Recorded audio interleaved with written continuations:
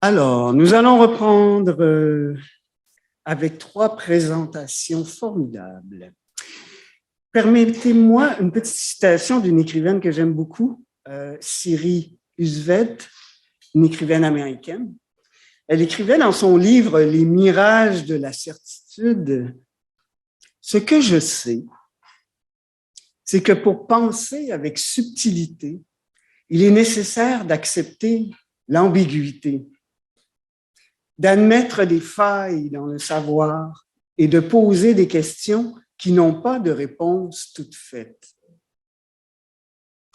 Quelle meilleure manière que ces mots pour introduire le deuxième segment à notre programme intitulé « Considérations sur l'espace et le temps ». Louise Courville, France Paquin et Jacques Pelletier vont venir réfléchir et rêver avec nous autour de ces notions on ne peut plus agissantes dans leur pratique. Tout d'abord, Jacques Pelletier. Qui est Jacques? Après une enfance heureuse à Québec, Jacques poursuit ses études à l'Université du Québec à Montréal et à l'Université Concordia. Il détient un baccalauréat en animation culturelle et un autre en arts visuels, en plus d'une maîtrise en communication. Ses réflexions issues des sciences, de l'archéologie et de la philosophie abordent le chaos, l'aléatoire, l'occurrence du réel, le temps et l'espace. Poursuivant le fil rouge de l'apparition du sens, sa recherche visuelle est une manière d'explorer la frontière entre l'abstraction et la figuration comme métaphore du temps et de l'espace, de l'univers spirituel et matériel. Les œuvres réalisées deviennent dès lors les artefacts d'un insaisissable instant présent. Accueillons Jacques Pelletier qui nous présente récits d'ateliers et de l'œuvre à faire.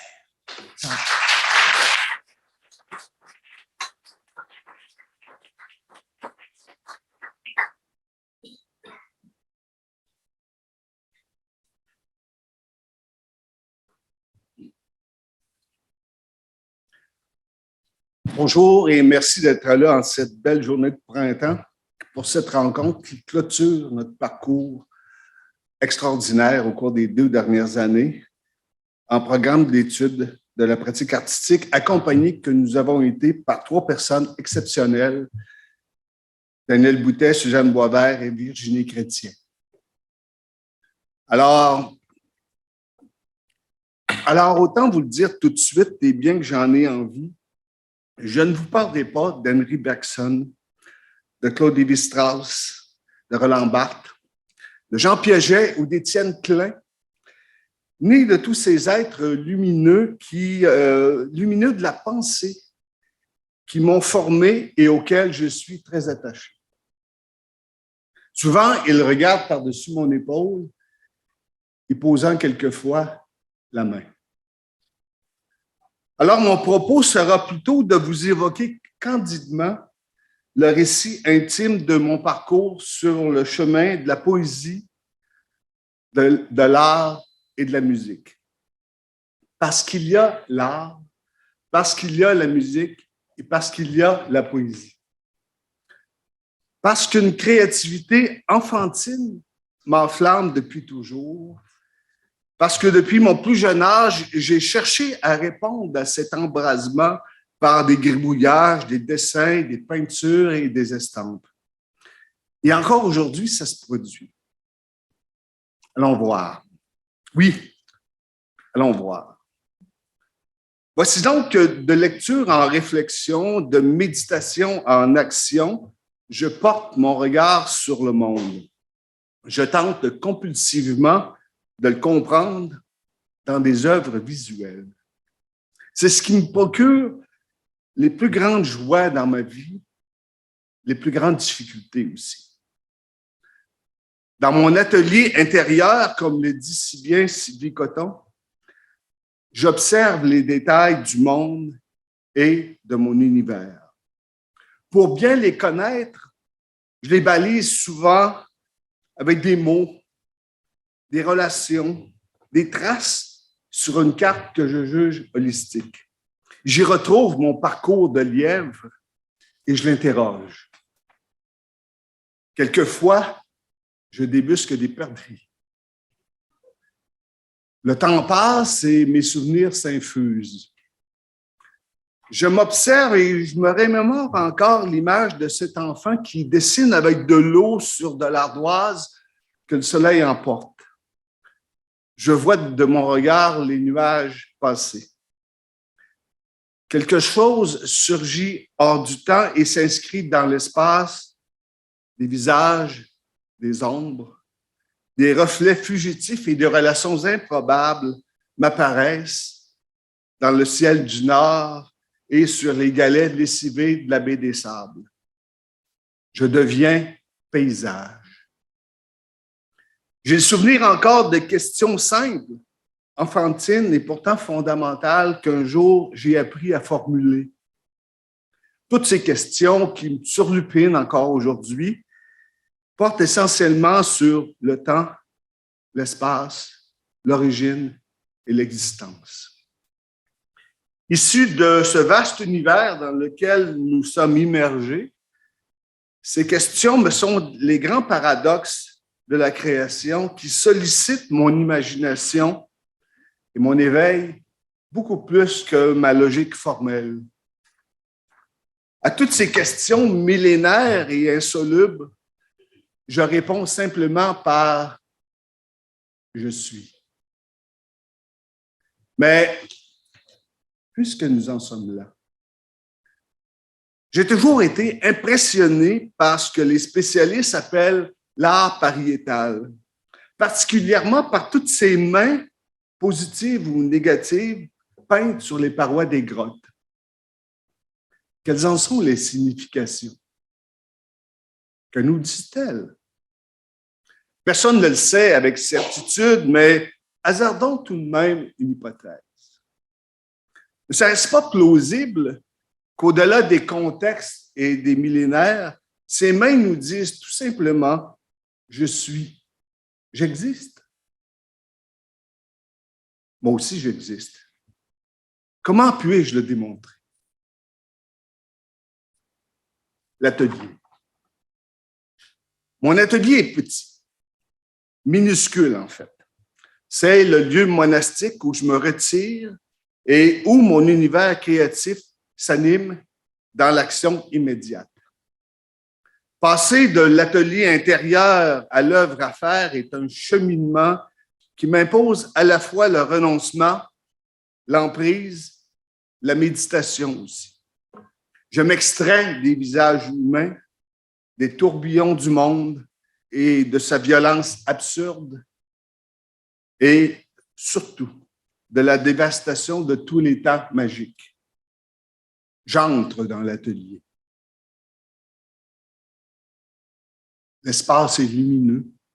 Les murs sont blancs et la toile s'y confond. Je franchis l'horizon des événements où l'espace et le temps se confondent et je me transpose dans une immédiate singularité. L'atelier devient ce lieu d'observation où je m'observe.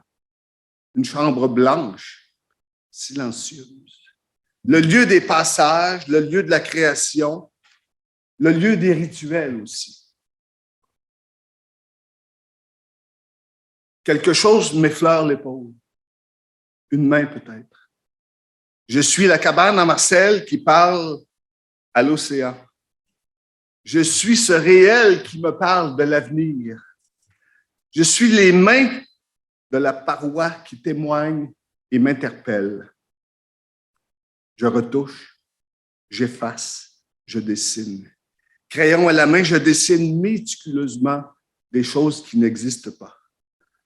Je débusque une présence sans cesse anticipée et je poursuis pinceau à la main sur des rivières hypnotiques. Lentement, je deviens paysage abstrait. Accroché au mur, la toile blanche cherche à me circonscrire.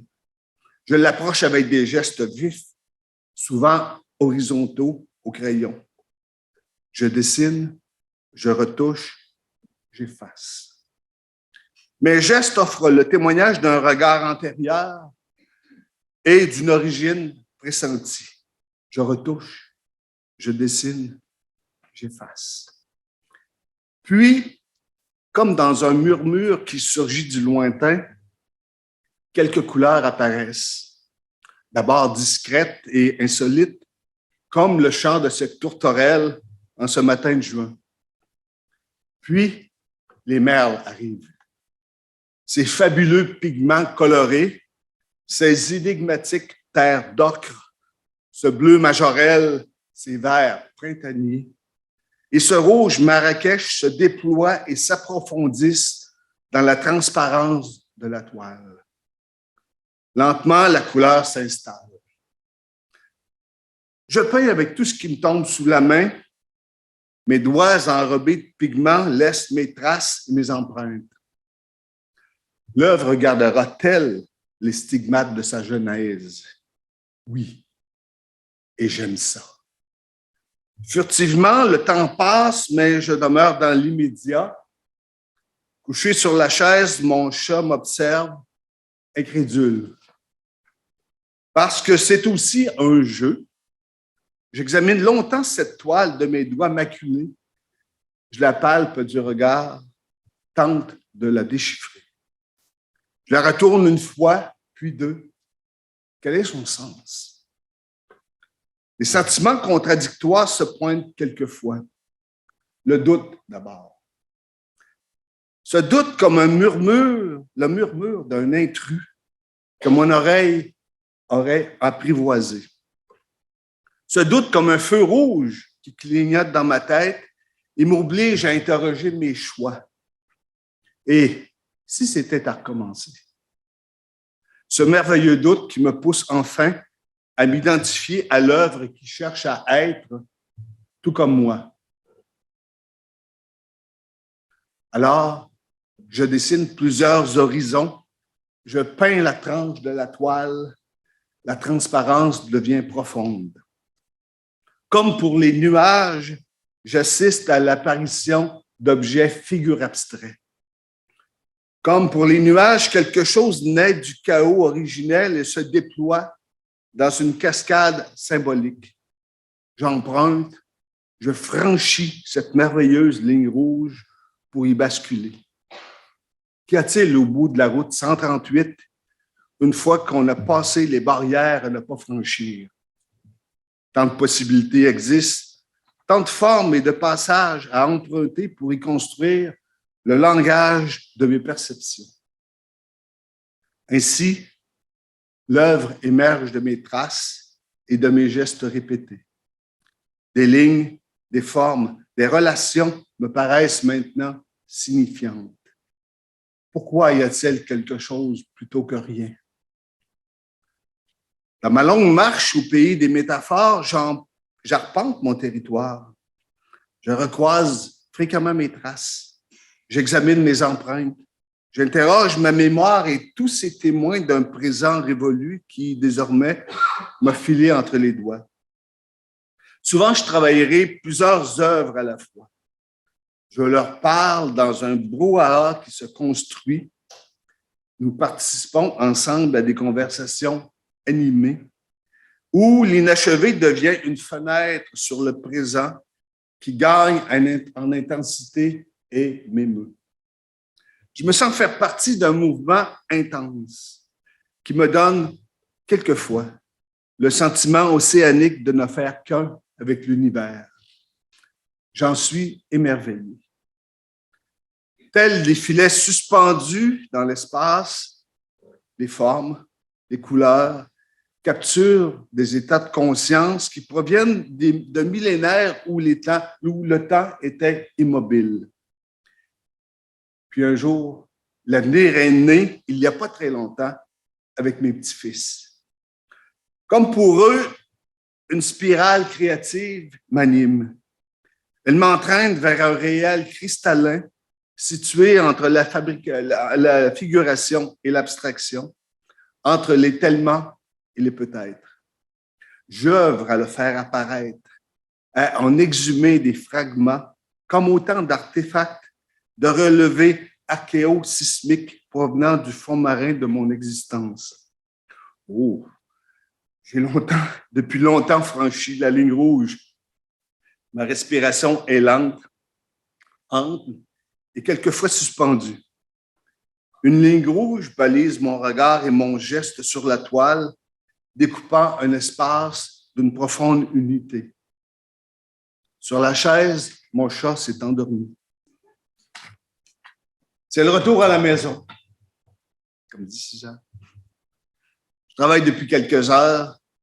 J'ai oublié de manger et je crois que mon téléphone a sonné quelques fois. Je termine transi et un peu dans les vapes. Face à l'œuvre accrochée au mur, j'ai le sentiment unique et vertigineux d'un présent consommé. Je visualise le chemin emprunté, mes pauses et mes détours. Je reconnais mon territoire 1000 fois arpenté sur ma piste animale. Je suis détendu, concentré et en dialogue avec l'œuvre dont je suis désormais détaché. Une œuvre existe en dehors de moi. Elle fut plusieurs fois retournée, sens, dessus, dessous. Je l'ai photographiée à toutes les étapes de sa création et j'ai reconnu le moment où il fallait cesser. Alors encore une fois, mon regard l'interroge. Elle, qui s'est construite par une série d'allers-retours entre mes yeux, mes mains et ma conscience, se suffit-elle à elle-même? Fait-elle de quelconque façon partie de mon propos? Puis-je seulement la considérer comme étant terminée? Oui. Car par son existence et son identité, elle est désormais devenue le témoin évident d'un temps évanoui, un artefact de mon processus de création. Et comme tous les artefacts, elle a besoin de se reposer. Je la laisse alors à l'abri des jours, des semaines, des mois, dans un grand tiroir. Puis, je l'observe. Et si je me reconnais en elle, je l'assume et je la signe. Je peux désormais m'en départir. Avant de terminer, alors autant vous le dire tout de suite, et bien que j'en ai encore vraiment envie, je ne vous parlerai plus de ces mains imprimées sur les parois de mon être parce que mon regard attendri se porte vers tous ces artistes lumineux qui défilent devant moi et m'enveloppent. Les Rembrandt, Frangelico, Monet, Duchamp, Pollock, Lemieux, Riopelle, tous ces poètes aimés, ces musiciens et ces compositeurs qui, depuis longtemps, me peuplent. Parce qu'ils me parlent d'art, parce qu'ils me parlent de musique, parce qu'ils me parlent de poésie, parce que chacun, à leur manière, ils m'ont enseigné l'humilité, la ferveur et une volonté assumée de poursuivre la ligne rouge sur le chemin intime de la création, ce chemin qui m'est vital, le seul chemin qui en vaille vraiment la peine finalement. Merci de m'avoir écouté.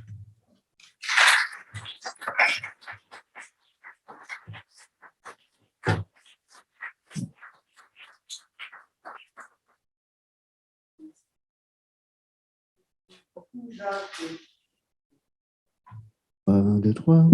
Oui, merci beaucoup Jacques pour cette incroyable présentation. Alors, je réitère l'offre pour faire des commentaires, poser des questions à Jacques, des éclaircissements, des réflexions que vous avez eues en écoutant Jacques. Il y a un terme, depuis que je te connais, Jacques, que tu utilises souvent, c'est celui de la ligne rouge. Je trouve ça intéressant. La ligne rouge, pourrais-tu nous en parler plus en termes de ta pratique, mais aussi une pratique où à l'évidence aussi,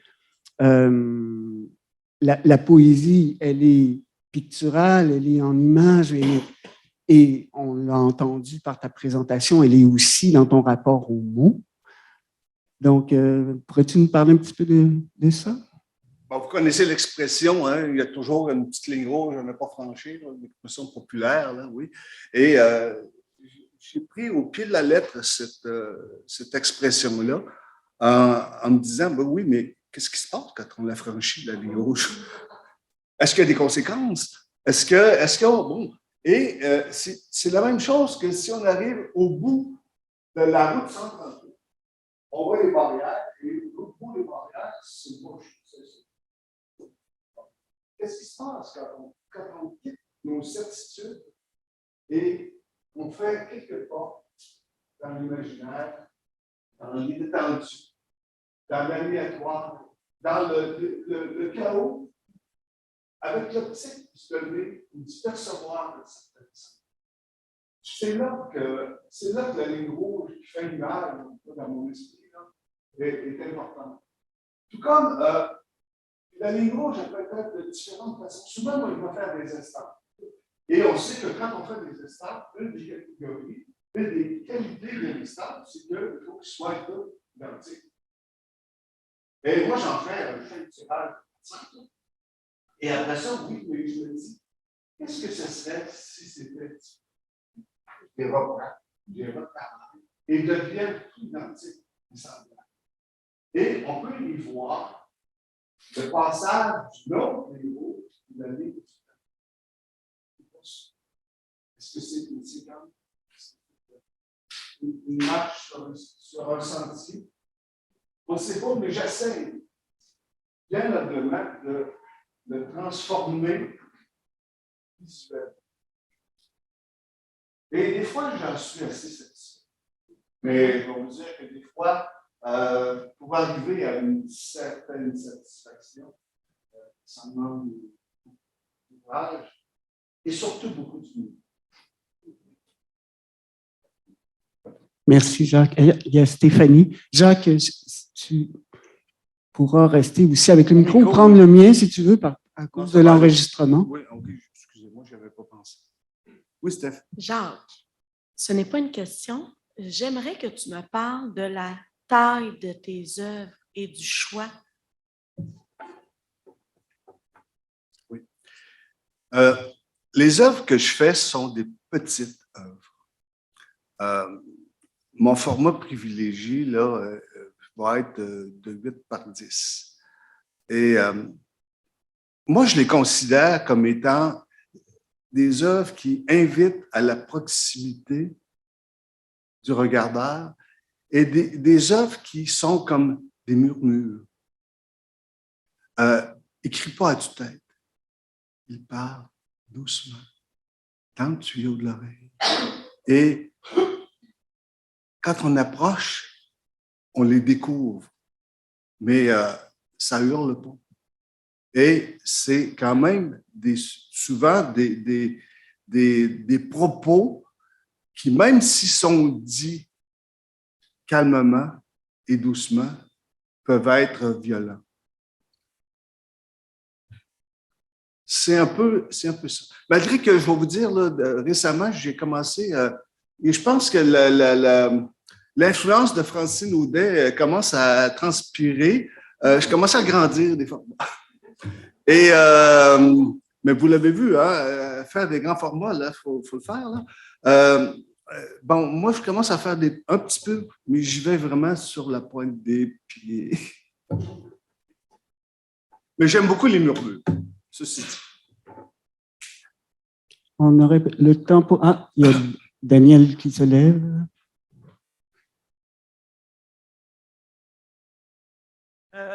Je n'ai pas non plus de questions, mais je vais te remercier. Jacques, merci. Je trouve ta présentation très généreuse de toi.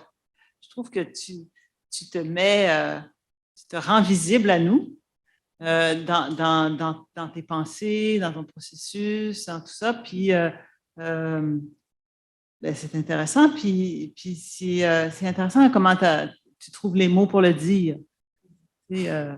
C'est pas évident là, de parler des choses très abstraites. dont tu parles parfois, mais je trouve que tu as vraiment comme trouvé les mots pour, moi, me faire sentir à moi, en tout cas, ton questionnement existentiel, ton fil rouge aussi, peut-être, tout ça. J'ai l'impression que tu penses beaucoup par l'art et beaucoup dans ce qu'on voit, là, tu sais, que tes questionnements, tes pensées, finalement, sont mises en mouvement par ton processus artistique. Je ne me trompe pas? Me trompes-tu? Non, c'est exact. Oui. Ouais. Mais il y a toujours eu, mais c'est intéressant parce qu'il y a toujours eu une partie de toi qui a fait comme si tu t'appuyais sur des philosophes, puis sur des scientifiques, puis tout ça. Puis en réalité, c'est comme, ils sont comme juste une trace. Puis toi, tu es vraiment libre dans ta pensée, puis dans ta création, puis tout ça. Je suis très heureux d'entendre ça parce que c'est... vous savez, on a beaucoup de modèles, hein? Des philosophes, il y en a beaucoup, des sociologues, des psychologues, en tout cas, il y a beaucoup de gens qui nous disent comment penser et les sujets sur lesquels on devrait penser. Et moi, je revendique de façon un peu de plus en plus anarchique l'idée de penser par moi-même.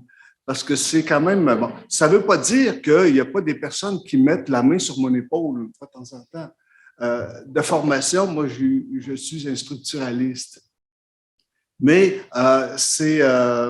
il faut laisser ces choses-là de côté à un moment donné pour rentrer dans l'atelier et là, se retrouver dans une bulle qui est notre atelier face à un mur, face à une toile blanche et peinte. Et ça, cette démarche-là, Daniel, je dois vous dire que elle ne m'est pas arrivée spontanément. Là, et le programme, au cours des 2 dernières années, par la complicité qu'on a développée ensemble, par les interventions de nos professeurs, ont été déterminants. Si j'avais eu à écrire ce texte-là dans les premiers mois du programme, et je me rappelle d'en avoir écrit un, là, ça ressemblait pas à ça, pas tout, là. Au contraire, j'avais un peu l'impression de me cacher derrière des théories, derrière des choses, pour, en fait, de peur de m'exprimer. Tu sais. Et même, je vais vous dire, ça fait 3 semaines que je le lis tous les jours pour désamorcer la charge émotive qu'il pouvait avoir là-dedans. Et je veux dire que la première fois que je l'ai fait, j'avais des Kleenex aussi dans les mains parce que je n'ai pas été capable de terminer la lecture du texte à ma conjointe parce que je trouvais ça que ça venait tellement chercher des choses intimes que je n'avais jamais dit à personne, que c'était il y a un petit bâton dans la gorge qui passait des fois. Mais ceci dit, bon, c'était une démarche et c'est une démarche qui, à mon sens, va se continuer. Grand merci, Jacques.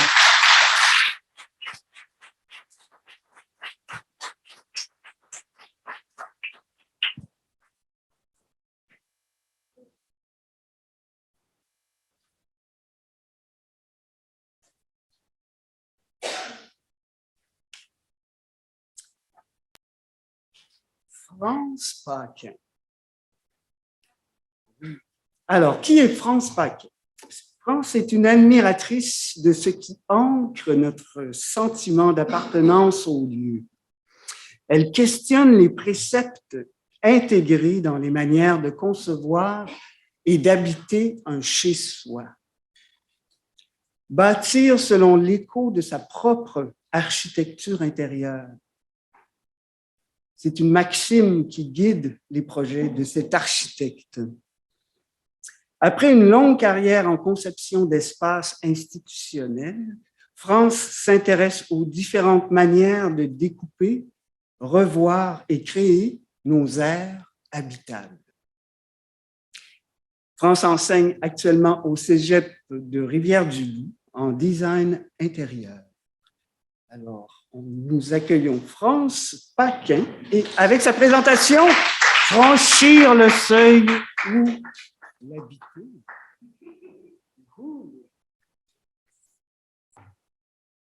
Bonjour.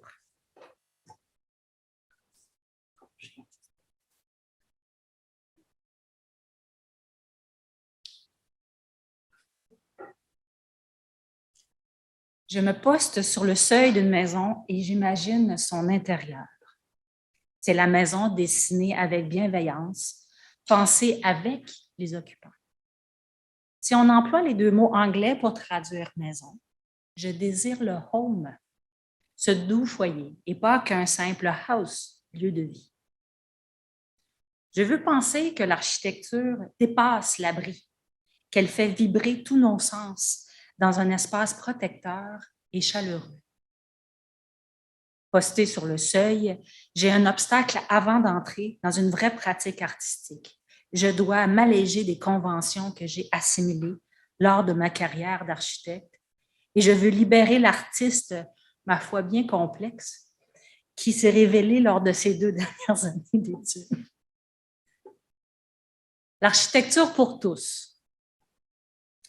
C'est l'art le plus familier. Il existe partout. Il nous enveloppe et il nous abrite.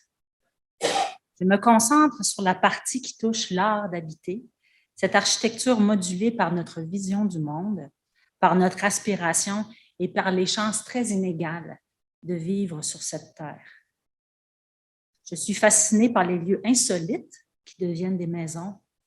Dès qu'une famille s'y installe, dès qu'une routine s'y déroule paisiblement, en sécurité. Je pense que l'habitation devient une œuvre dès qu'on y vit quelque chose d'exceptionnel. Malheureusement, les lois et la modernité ont généré une architecture du banal qui rendent les personnalités invisibles. Ce modèle copié-collé est disponible en format géant dans une banlieue près de chez vous. Ici, 2 versions de nichoirs prêtes à hypothéquer. Disponibles en brune, grise ou noire. Approchez, approchez. Accrochez votre manteau et laissez-moi vos clés, car vous n'êtes pas encore chez vous.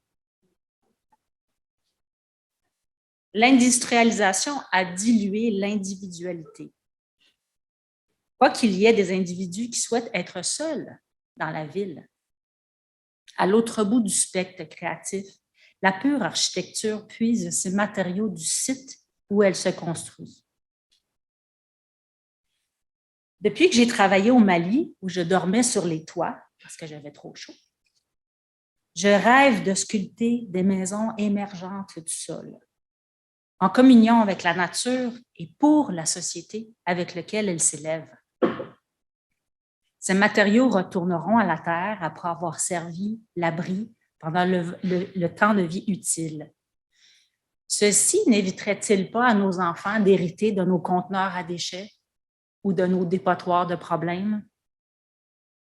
Je m'intéresse aux maisons qui prennent leurs racines dans le lieu, car elles portent le sens de sa culture.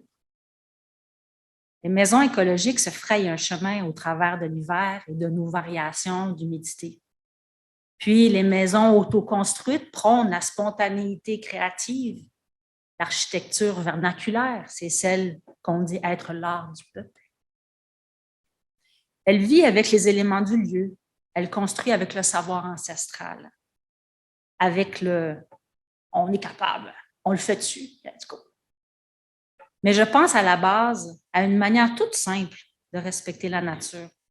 C'est celle de réduire l'empreinte excavée au sol, de faire des petites maisons et de vivre grandement de beaux moments. Les jalons de mon parcours EPA. Au milieu de vous, chers amis et profs de l'EPA, je me sentais tellement pragmatique. Du moins, je venais d'un domaine artistique très pragmatique. Et grâce à vous, j'ai exploré ma vision colorée de l'architecture et ma sainte colère.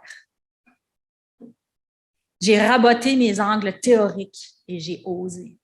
J'ai esquimoté le sens commun des espaces tels que je les avais appris pour me donner le droit d'être nommé comme Gordon Matta Clark, architecte. Sa vie, ses œuvres m'ont happée. Je suis encore jalouse de sa force quand il scie complètement une maison. Cette immersion dans le monde de l'architecte m'a tellement défoulée. Ce sont des œuvres éventrées pour crier leur raison d'être. Parce qu'au fond, pour moi, c'est tellement difficile de s'expliquer quand on est différent. J'avais débuté le programme avec une obsédante série de visages inconnus. Je les avais dessinés les yeux fermés. Et quand j'ouvrais les yeux, j'avais l'impression qu'ils me disaient « Tu comprends pas, on veut une grande maison avec bien du rangement. » Parce qu'à force d'essayer de comprendre l'origine de tous ces besoins matériels, j'avais complètement oublié à quoi ressemble une œuvre d'art habitable. Pendant ces 2 années de PA, j'ai arpenté un faisceau de sentiers. Le cœur de ma pratique s'organise autour des êtres plutôt que de leurs avoirs. Regard vers l'intérieur. Je crois dans une architecture bienveillante, celle qui laisse de la place aux habitants pour s'y épanouir. Et pourquoi pas? Une maison pour y vieillir, pour y mourir. Si un parfum a le pouvoir de changer une émotion, le volume d'un espace peut influencer toutes nos cellules. L'espace intime, cette deuxième peau, est aussi la part de nous qui devient publique. On a l'habitude de la nommer maison, alors qu'en anglais, il y a 2 appellations. Home et house. Un endroit qui ne sert que de point tournant entre travail et activité, c'est simplement un house. Et le home, il se définit exactement comme on se voit, car il est l'image du moment qui s'arrête. Le home sweet home, ce doux foyer, c'est une auréole autour du visage d'un être cher. Pendant le PA, j'ai vécu le décès de ma mère et la perte immédiate de notre maison de campagne. C'était un home absolument précieux où j'ai appris de ma mère et j'ai enseigné à ma fille. Les seaux du bout du quai, la sauce à spaghetti, l'aquarelle, le jardinage. Alors, pour alléger mes deuils, comme mon esprit marchait dans le vide de chacune de ces pièces perdues, j'ai cherché la signifiance de ce home auprès d'une centaine de personnes en leur demandant ce qui leur vient en tête quand on évoque leur foyer, votre home, ce qui rend votre home si spécial et le distingue d'une simple maison. Voici les 227 mots recueillis. Leur taille est en fonction de leur popularité. Paix, famille, solarium, relaxant, chaleureux.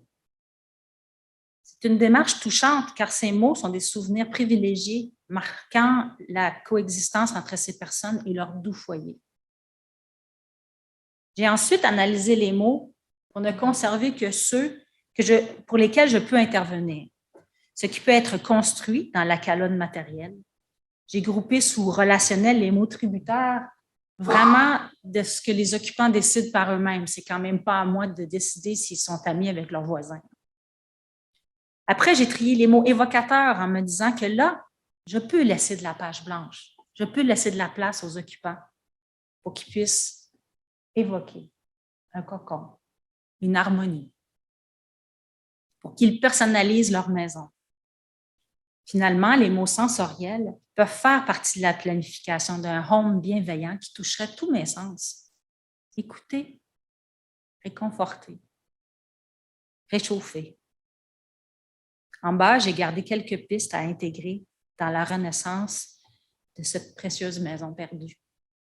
Petit à petit, je referai mon nid. Habiter autrement.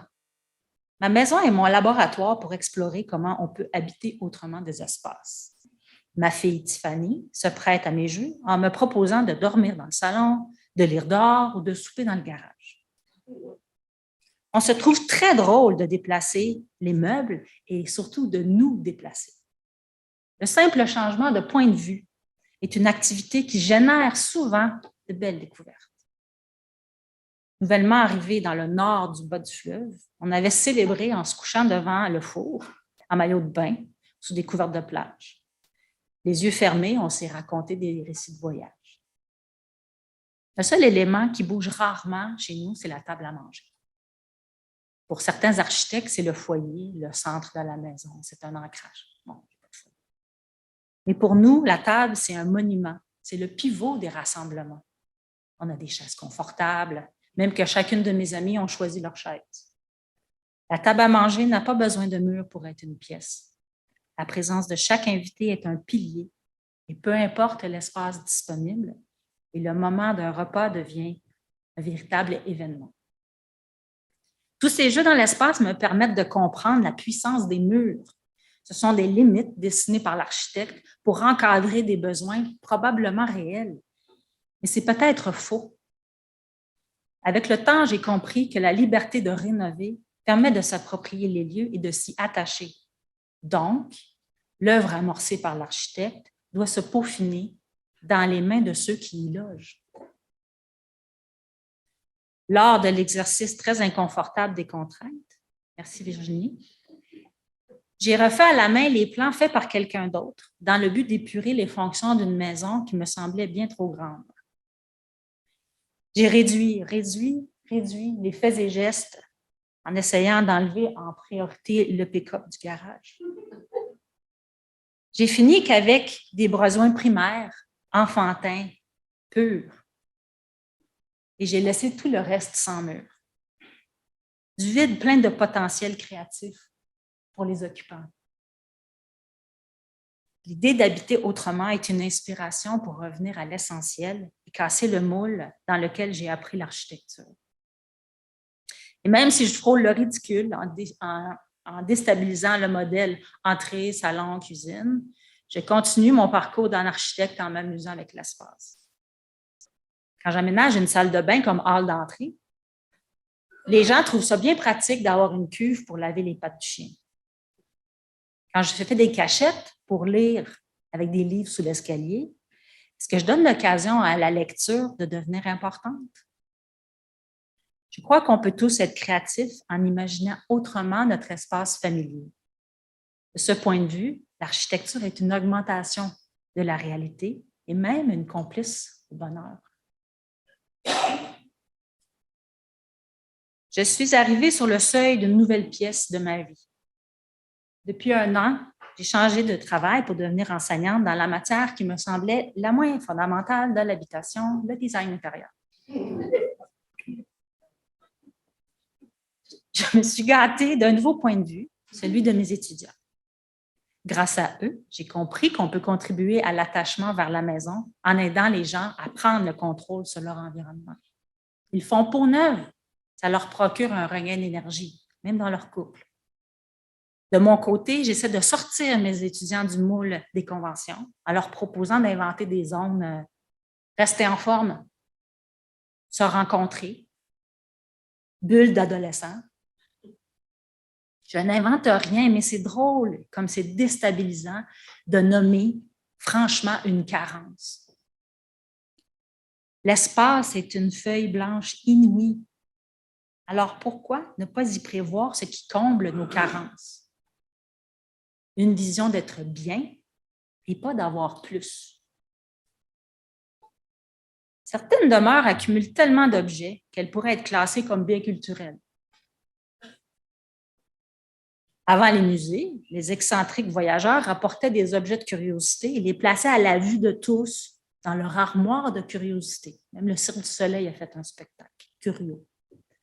Graduellement, les musées ont pris la relève en se gavant de ces extravagances. Alors, je vous laisse avec un arrangement que j'ai fait pour le plaisir de jouer avec l'espace. À gauche, l'armoire de curiosité. On va faire l'autre image. À gauche, l'armoire de curiosité, ancêtre des musées. Elle sert aux bourgeois à mettre en valeur leurs souvenirs ramenés de voyage. À droite, l'aquarium des forêts, version moderne de l'habitation. Elle sert aux bourgeois à mettre en valeur leur amour pour les oiseaux s'écrasant sur leurs vitres. Finalement, c'est le parfait cas de l'observateur observé. En riant de mon audace à mettre mon chien et mon lapin dans cette armoire, je me suis dit que ce serait une manière de vous inviter à oser être différent, d'être vous aussi un architecte de votre propre intérieur.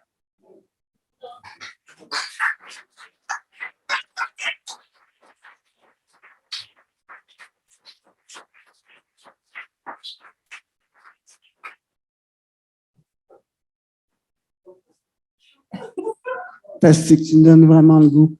Merci beaucoup, France, pour cette présentation. Encore une fois, je vous invite à venir au micro pour poser des questions. Ah, tiens, Patrick. Patrick a une question pour toi.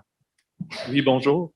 Tu as dit plusieurs fois le mot anarchitecte que tu sembles utiliser pour t'auto-déterminer. Est-ce que tu pourrais nous en dire plus? Parce que c'est vraiment comme un truc qui semble fascinant, puis ça n'a pas l'air à être juste un artiste qui détruit des édifices, mais ça semble être beaucoup plus que ça. Oui, donc, oui. Voilà. Alors, je vais essayer d'être succincte parce que je suis bonne à... Bien, en fait, c'était un peu la base de ma colère quand je suis rentrée au programme parce que j'aurais voulu être une artiste, mais je ne pouvais pas le chanter. Puis, ben, j'ai pas toujours trouvé les autres architectes très cadrés, mais j'ai un peu de misère avec la guilde. Puis, malgré que je sois habillée en noir, moi, je prenais souvent le problème à l'envers. Quand je travaillais pour les écoles, les gens disaient bon, les corridors sont trop étroits, il faudrait les élargir. J'ai dit ouais, surtout pour les chaises babounes. Puis là, ils disaient pourquoi? Ben, j'ai dit il y a toujours une chaise ou un enfant qui baboune devant chaque classe. Donc, il faudrait qu'on aménage des coins babounes. Donc, c'est un peu ça qui fait que dans les meetings avec les ingénieurs, ça fait comme un peu... Elle sort d'où, elle?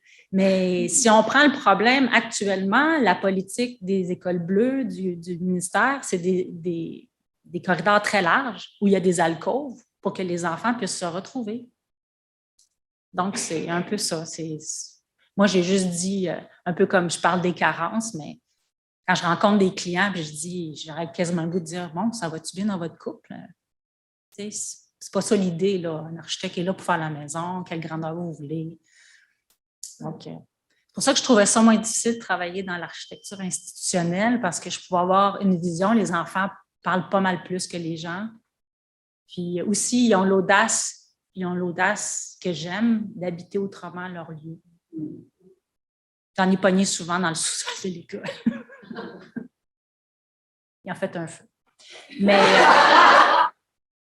c'est ça. Donc, tu aimais ça, Patrick? Pardon? Qu'est-ce que tu dis, Hervé? Super, merci. Merci. Peut-être qu'on pourra en parler plus après. Oui, OK. Un thème qui promet. Daniel, un commentaire, question, je crois. Hey, j'ai bien aimé ça. Merci. Oui, ta manière de prendre les problèmes à l'envers. Là. Moi, ça m'a beaucoup enseigné dans les 2 années sur l'architecture. Puis, parce que, justement, là, tu poses des questions que je ne me suis jamais posées, tu sais, qu'on ne s'est jamais posées. Tu dénonces des choses qu'on n'a jamais vues. Tu sais, bon. Fait que ça, c'était vraiment... je suis vraiment contente de ça parce que je trouve que je regarde les lieux différemment. Puis, ce que tu as appelé ta sainte colère, là, ton anarchisme, en fait, tu sais, c'est le fun, tout ça. Mais là, je viens de voir quelque chose. C'est ton amour de l'humanité. Ta tendresse pour les gens.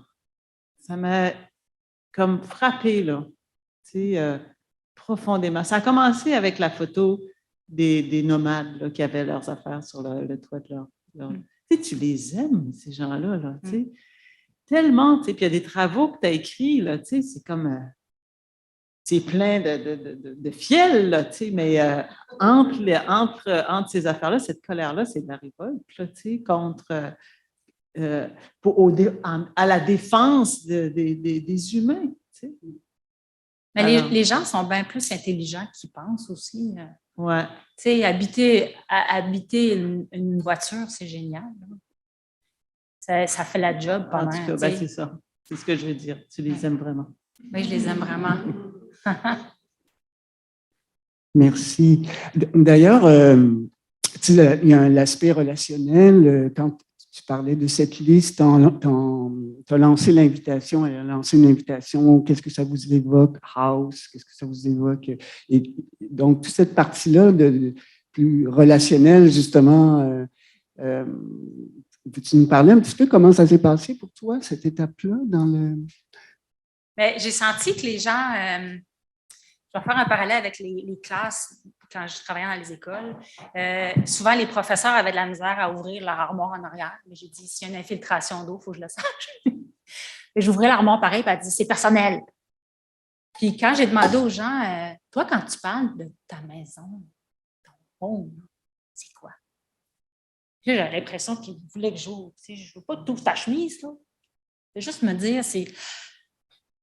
Puis là, quand il disait sauce à spaghetti, c'est correct. C'est correct. Ça veut dire qu'il faudrait que tu en fasses tout le temps. As-tu pensé à mettre une chaise? On cuisine tout le temps debout, c'est-tu assez niaiseux? Tu sais, c'est comme si on ne pouvait jamais vieillir. Fait que, tu sais, ça va arriver, là, des cuisines assises, là, où on va pouvoir cuisiner. Puis là, de plus en plus, avec mes étudiants, je les fais travailler avec des personnes handicapées. Ils n'aiment pas ça. Mais j'ai dit, handicapé, c'est déjà assis. C'est bien plus confortable pour éplucher les patates. Dans mes cours, je ne peux pas leur faire éplucher des patates, mais tu comprends, Fred, hein? C'est intéressant parce que tu as commencé ta présentation en parlant de ton pragmatisme. Ce que tu dis là, ça semble pragmatique ce que Daniel dit, je trouve, de ta bienveillance et le souci de l'autre, en fait. C'est intéressant, important, très présent dans ta pratique, dans ton imaginaire aussi.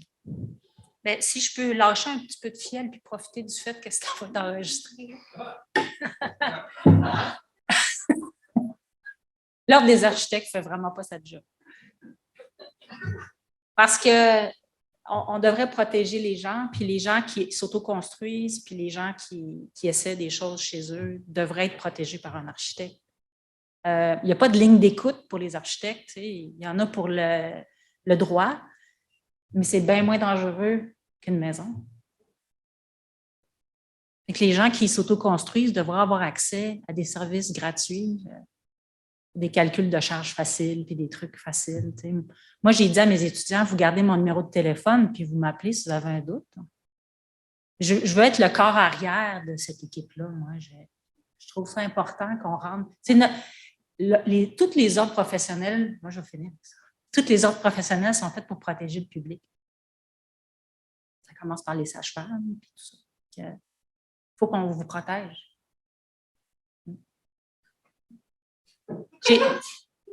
J'essaie d'être succincte. Mes collègues le savent que je peux partir. Pour notre plus grand bonheur, remarque. Un grand merci, France Paquin.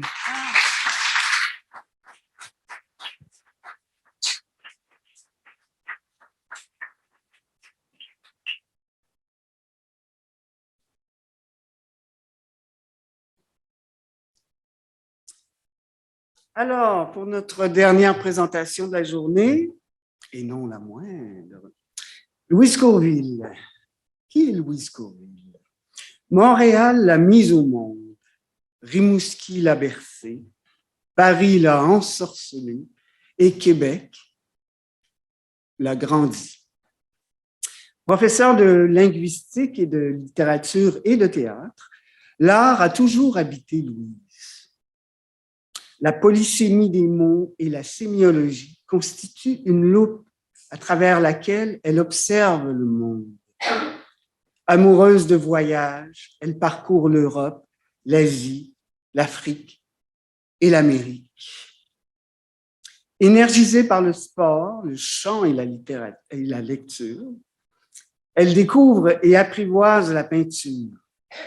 Le geste et l'espace l'interpellent quotidiennement. comment habiter un espace d'une manière signifiante. Elle avance dans ce labyrinthe créatif avec assurance et circonspection pour atteindre l'harmonie et l'équilibre. Louise nous présente « J'écris l'espace, le temps d'un vertige ». On accueille Louise Courville.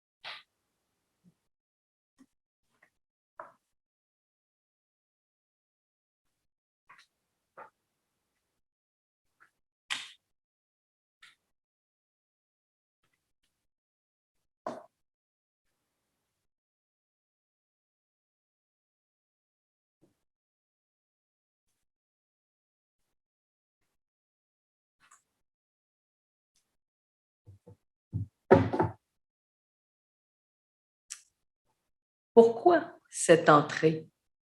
Non pas un tantinet, mais théâtrale. Pour commencer du bon pied, mais surtout, pour marquer le pas. En effet, parler de démarche, n'est-ce pas d'abord parler de la façon dont on marche, dont on avance, dont on se meut dans l'espace? J'y reviendrai. Mais avant, qui étais-je à l'entrée de ce programme? Une linguiste, une professeure, une littéraire, une sémiologue, une chanteuse qui peignait. Et ma motivation?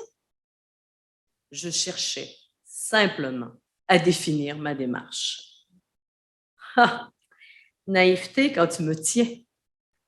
Si j'avais su que je plongerais au cœur de moi-même, que j'en explorerais, observerais, lirais chaque parcelle, chaque coin et recoin de mon territoire, que je le fouillerais centimètre par centimètre, histoire d'en extraire toute la substance, que j'affronterais la traversée du désert et frémirais d'exaltation, et qu'au cœur de ma démarche, je me révélerais.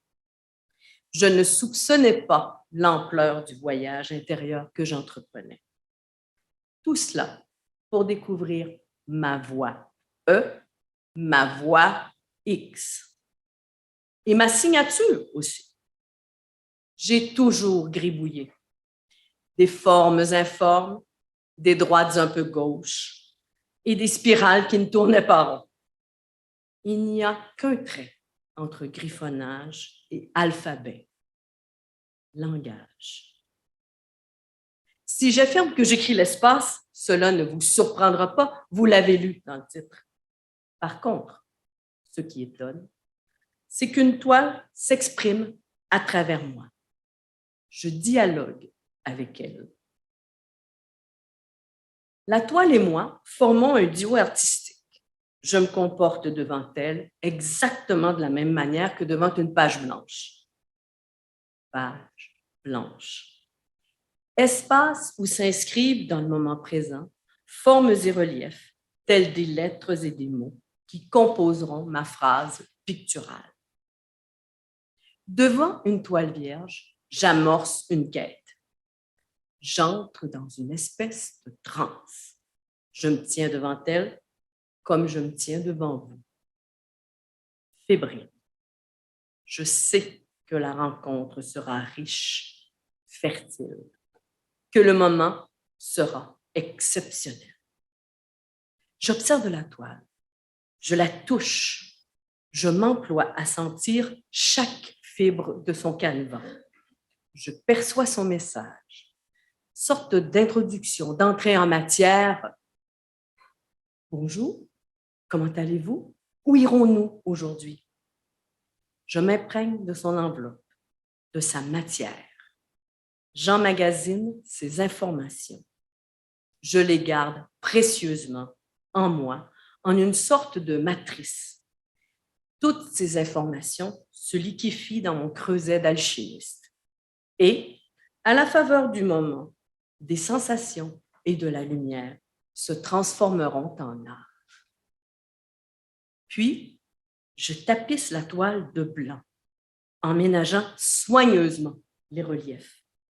Sillons qui s'étirent, ondulations qui serpentent, lignes de toile. J'observe à nouveau l'ensemble obtenu. J'en parcours les sillons. Dans quel sens travaillerai-je? Vertical, horizontal? Là, et seulement à ce moment, je choisis les couleurs qui orneront la toile. Ce que j'identifiais comme une manie est devenu processus. Clé majuscule qui ouvre la porte vers la transcription de ma phrase picturale, vers la réalisation de la toile. Des 5 ou 6 couleurs que ma palette aura mêlées, je n'en utiliserai que 2 ou 3. Et toujours du blanc et du noir. Jamais de noir pur, toujours du blanc dont seule la lumière dévoilera chacun des contrastes. À chacun de nos tête-à-tête, la toile disserte, papote, se confie et me dicte ses désirs. La toile me précipite dans un univers où l'ivresse de la création me grise. Je plonge au cœur d'un tourbillon et j'entre dans un labyrinthe. J'ignore totalement où il me conduira. Imaginez un funambule. Vous le voyez? Ne le quittez pas des yeux. Il avance lentement sur son fil. Il se balance au-dessus du vide. Tiens, il recule d'un pas, le temps de mesurer sa situation. Il repart. Le recul, ici, signifie essor. Ce fil de Ferris, c'est moi, en train de peindre, qui analyse la composition avant chaque trait de spatule.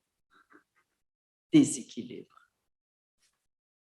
J'évolue un geste à la fois, chaque geste initiant, posant une question. Questions qui se déploieront, qui se complexifieront au fil de la conception, de la réalisation. Aller-retour perpétuel entre doute et certitude, entre hésitation et fulguration. Allez, la spatule s'enduit d'huile et se prélasse sur la toile. Retour. Où glissera-t-elle ensuite? À droite, à gauche, plus haut, plus bas, fougueuse ou souple?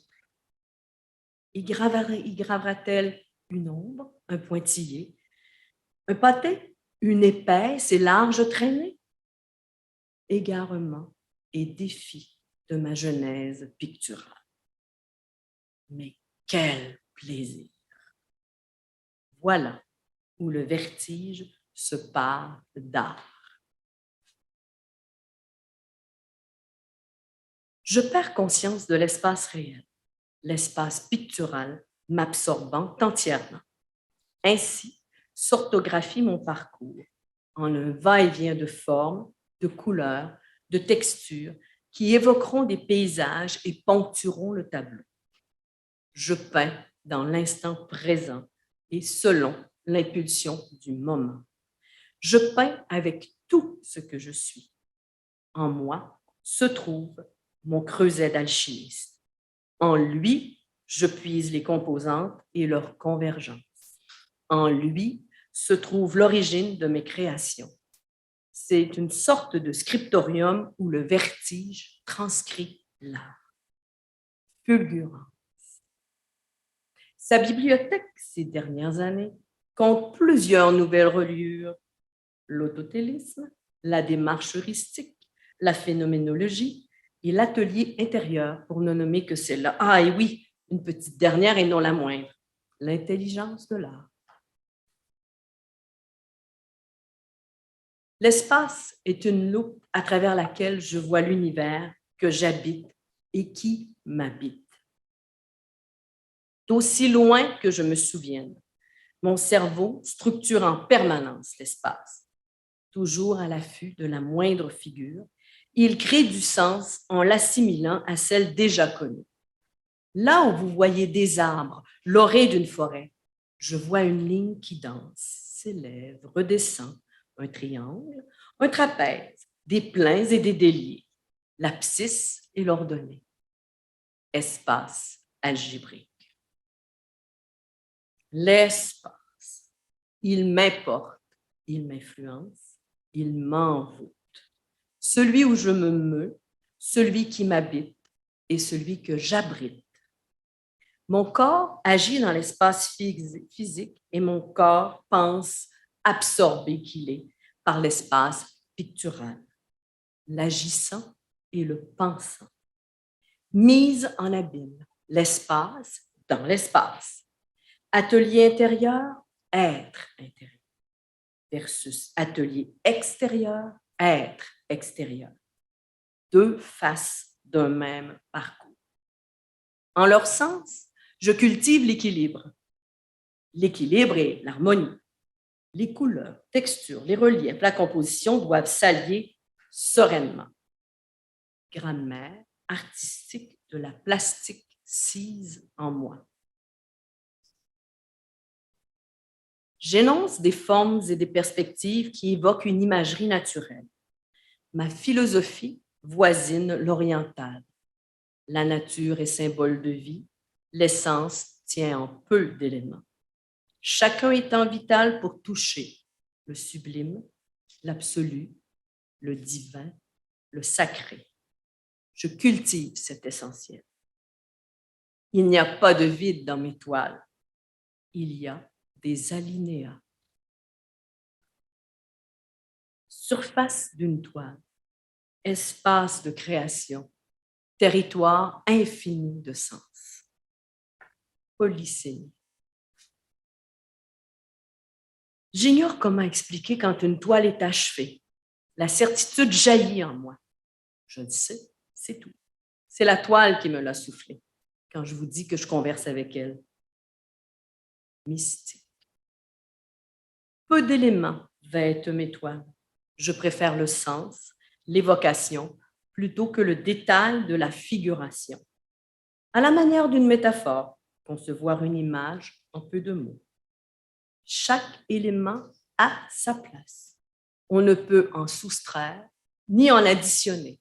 Autrement, l'univers bascule. Et toujours cette omniprésence de blancheur.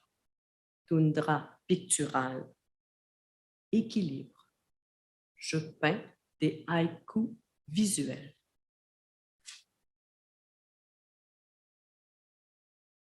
Comment grandir auprès d'un fleuve sans en être tatoué à jamais?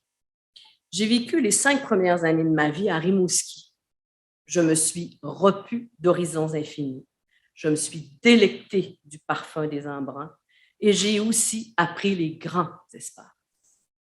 Grands espaces, grands tableaux. Mes toiles esquissent l'horizon, fines ou larges lignes, présentes ou suggérées. Délimitation du ciel et de la terre, mais sans les séparer totalement. Métaphore de l'humain au centre de l'univers, qui lutte pour maintenir son équilibre et son harmonie. Paradoxe immuable qui tourmente l'humaine que je suis. Toucher le ciel, les pieds enracinés au sol. Les opposés me fascinent. Ma vie cultive les nuances, ma peinture travaille les oppositions. Flamboyante au quotidien, sobre sur la toile. Depuis que je peins, mes hémisphères droit et gauche se sont réconciliés. Je trouve l'équilibre humain, organisé et structuré dans la vie de tous les jours et acceptant d'ignorer où le rendez-vous avec la toile me mènera. Et j'adore. Mon carnet de vie s'ancre au fil des voyages organisés et des nowhere. Par-delà le temps et les époques, je suis tributaire Je les porte en moi.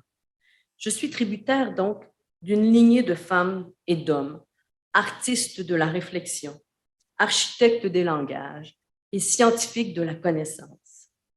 De Molière à Mnouchkine, de Monet à Ferron, de Verdier à Shimozaki, en passant par Bobin, Pernoud, Barthes, de Beauvoir, Tremblay, Jenkins, de Bingen, Boisvert, Boutet, Chrétien. Grâce à elles et eux, je participe à plus grand que moi. Je parfais mes connaissances. Je consolide mes acquis et nomme maintenant mes intuitions d'artiste. Je suis pleinement consciente que je leur dois, en partie, la noblesse de mes gestes et l'acuité de ma réflexion. Quel riche privilège! Je ne mets pas mes pas dans les leurs, mais bien tout à côté, histoire de laisser une foulée bien nette de mon empreinte. Sorte de 8, signe d'infini, expression du passage, transmission. La peinture exprime non seulement mon rapport au monde, mais ma vision. Avec la littérature, je lis le monde. Avec la peinture, je ressens le monde. Je le dis, je le calligraphie. J'apprends un autre langage, une autre forme d'expression. À ma manière, je suis polyglotte. Je peins pour ancrer ma trace. Je peins pour ancrer mon pas. L'empreinte d'un pas n'est-elle pas un labyrinthe concentrique, enchevêtrement qui n'appartient qu'à une seule personne? Ainsi en va-t-il de ma démarche, de mon expérience artistique, unique, singulière, originale. Sa valeur réside dans le pur plaisir, la félicité, la plénitude et la liberté qu'elle me procure. Je peins pour marquer mon pas. Le prochain m'entraîne inexorablement vers l'espace public. Exposition. Je suis une impressionniste, minimaliste, littéraire, abstraite, une linguiste, une sémiologue pour qui chaque signe est sens. L'essence. Quel accomplissement quand le signifiant se mue en signifié, quand le produit transcende l'intention. Harmonie entre le faire et le penser. Transmutation. Je suis la peintre qui écrit l'espace. Le temps d'un vertige. Et je signe. Merci. Merci à Virginie et Odette, à Fred et à Jacques pour leur soutien technique. Merci à Rouk, photographe de mes œuvres. Et merci à vous pour votre écoute respectueuse.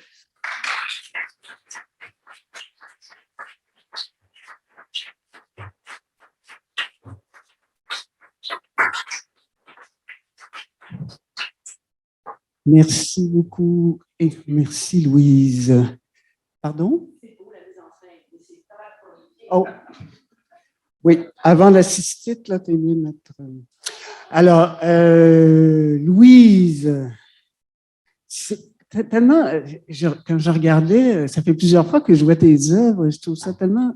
Ça me frappait, c'est la première fois que ça me frappait que tes œuvres. Il y a une idée de flottement dans tes œuvres qui me frappe, de flottement. Oui. C'est-à-dire, si tu parles beaucoup de lignes, d'horizons, etc., et ça ne se rend jamais d'une marge à l'autre. Alors, je trouve ça intéressant, ça recoupe ton tressage avec la littérature et puis tu fais beaucoup d'images, ce passage, cet aller-retour entre la page blanche, l'espace blanc, bon, etc.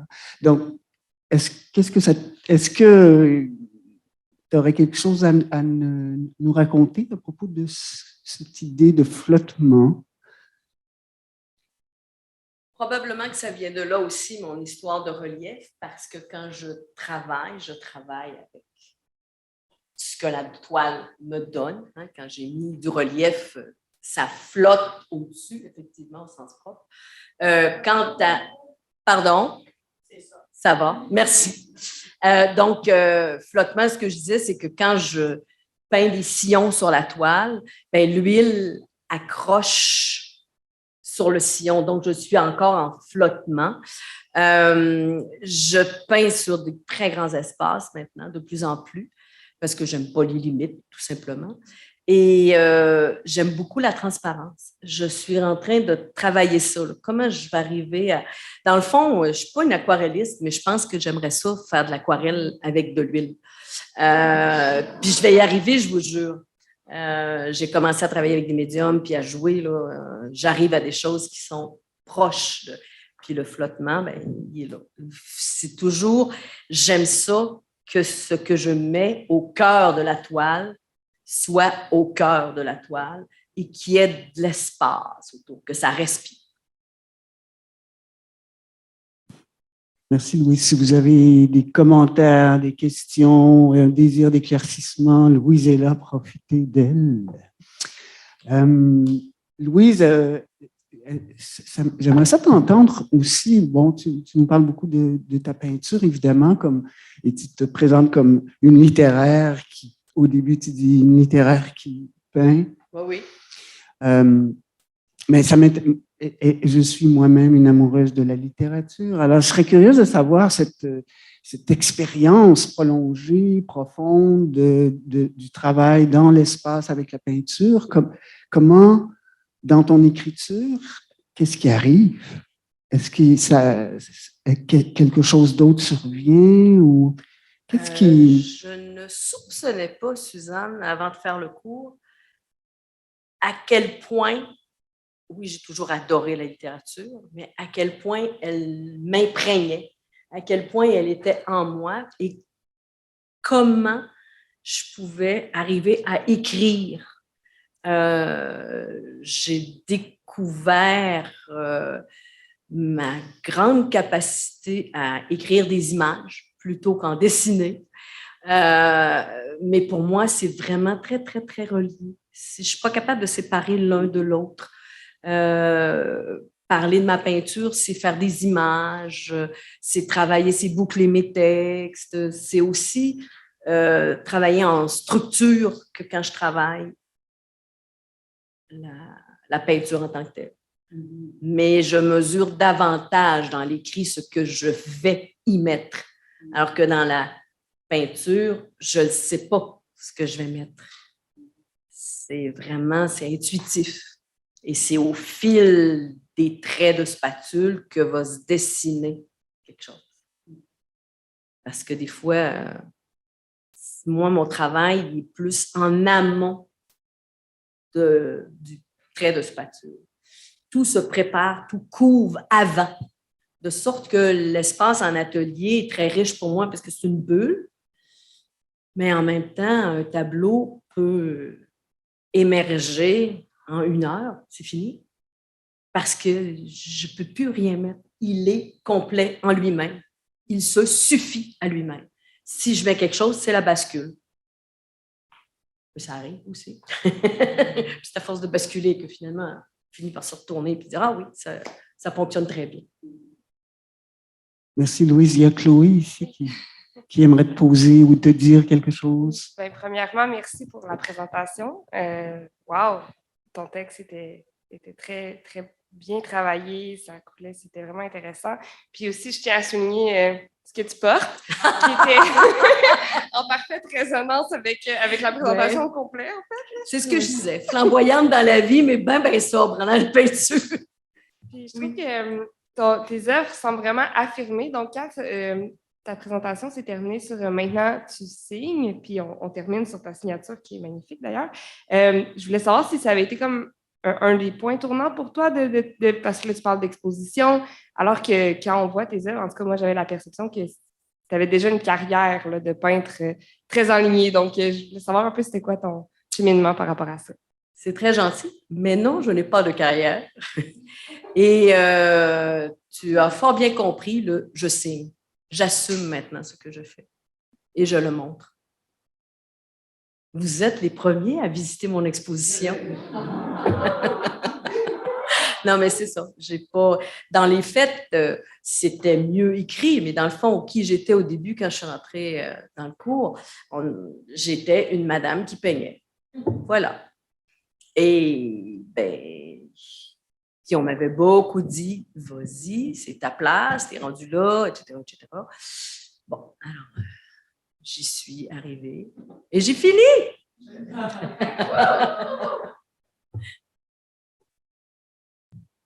Léla?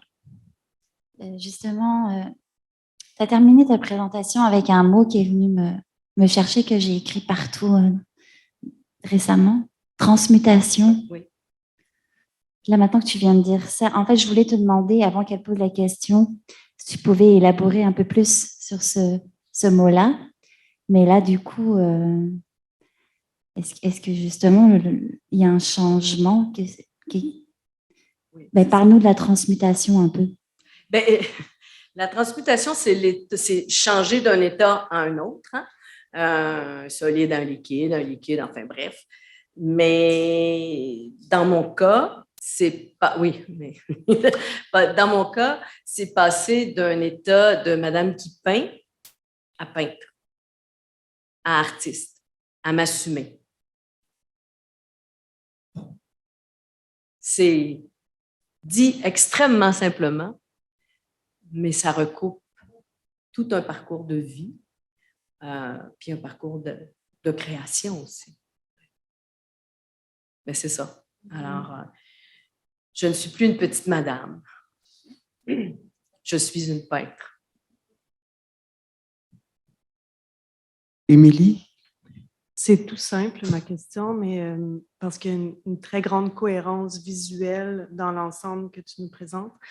Qu'est-ce qui appartient à EPA, c'est-à-dire qu'est-ce qui a été fait pendant EPA et qu'est-ce qui était fait avant? Est-ce que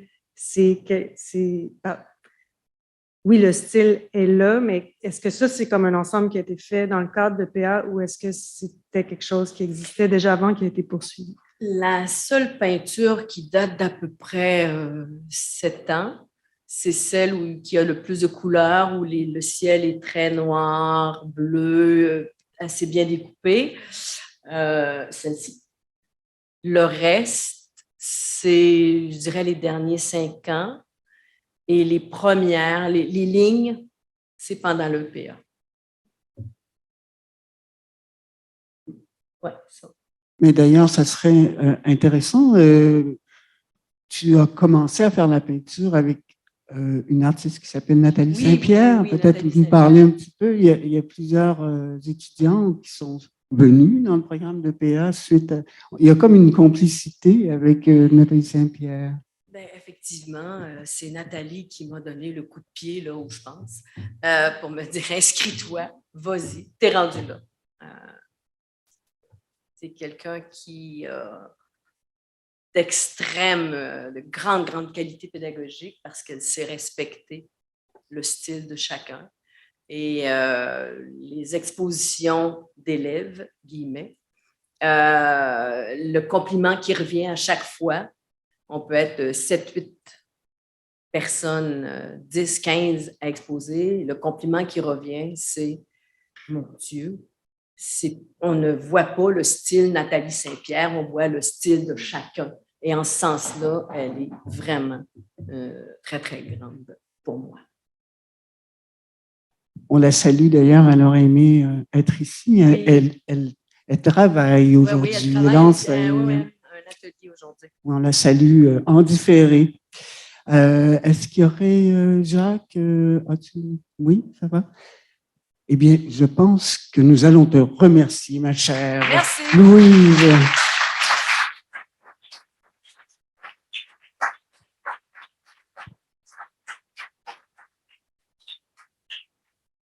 Alors, un très grand merci. On va s'arrêter ici. Demain, j'espère qu'on va vous revoir pour la présentation de cette conférence formidable de Daniel Boutet sur l'intelligence de l'art autour de son livre. C'est à 10h. Il va y avoir du café cette fois-ci, promis. Et donc, c'est une conférence d'environ 1 heure. Et puis, il va y avoir largement le temps. Daniel souhaite vraiment faire comme aussi un dialogue avec vous dans la salle autour de ce qu'elle va nous présenter demain. Ah ben voilà. Et ça, c'est le matin. Et puis, en après-midi, on va avoir 4 présentations. Sylvie Lorrain, Karianne Vaillant et Vera Heller et Fred Dompierre. Et il y aura un retour sur les 2 jours de colloque. On tient aussi beaucoup à cet échange-là. C'est vraiment précieux. Alors, je vous souhaite une magnifique soirée. Au plaisir de vous revoir demain. Oui.